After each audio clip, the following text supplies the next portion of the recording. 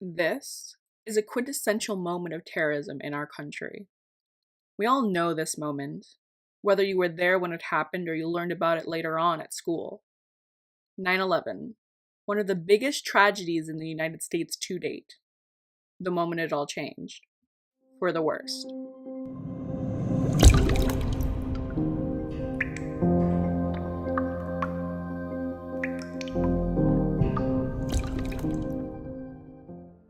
So, what exactly is terrorism? Terrorism in its many forms is used as an intimidation tactic with the blatant use of violence to propel a specific cause.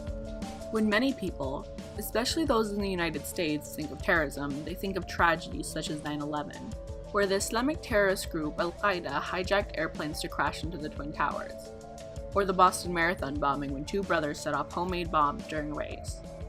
But most often, when people think of terrorism, they think of Muslims. It's an ingrained fear set into many of us from countless reports of attacks from extremist groups such as Al-Qaeda and ISIL that are all shoved down our throats.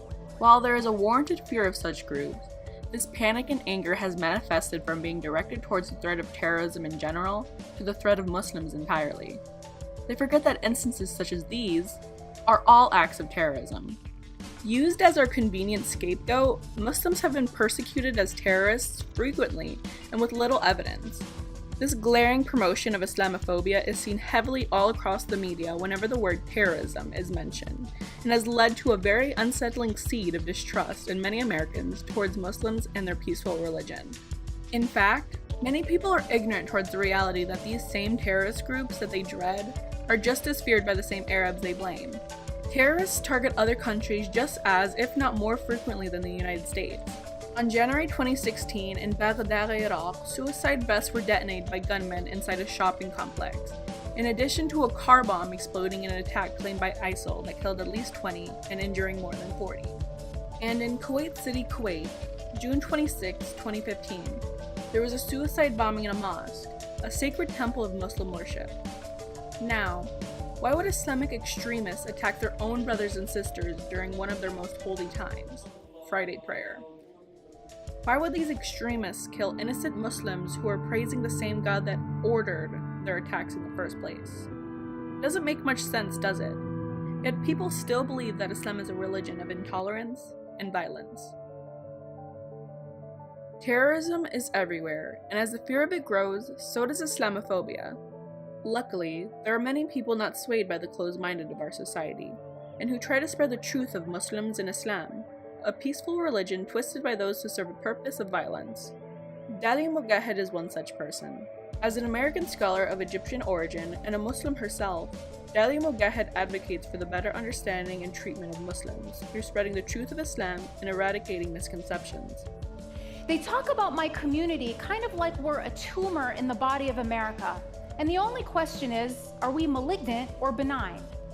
You know, a malignant tumor you extract altogether, and a benign tumor you just keep under surveillance. The choices don't make sense because it's the wrong question. Muslims, like all other Americans, aren't a tumor in the body of America. We're a vital organ. Thank you. Mogahed spreads the message that terrorism is not based on race, nationality, or religion. Islam is a religion about peace.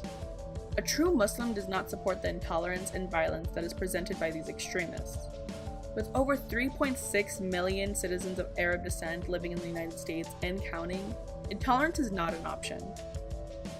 Believing in Islamophobia and generalizing Muslims in such a criminalizing way is the same mentality that leads to civil wars and genocide. Neither of these are, of course, solutions, are in fact part of the increasing problem the United States has with Islamophobia. Thankfully, America is on a continuous path of improvement when it comes to racism and intolerance, with very low points such as attacks against people of color due to beliefs, ideologies, appearances, and so on. By following the example of activists such as Dalia Mogahed, we can only hope to put ourselves on the path towards a better tomorrow.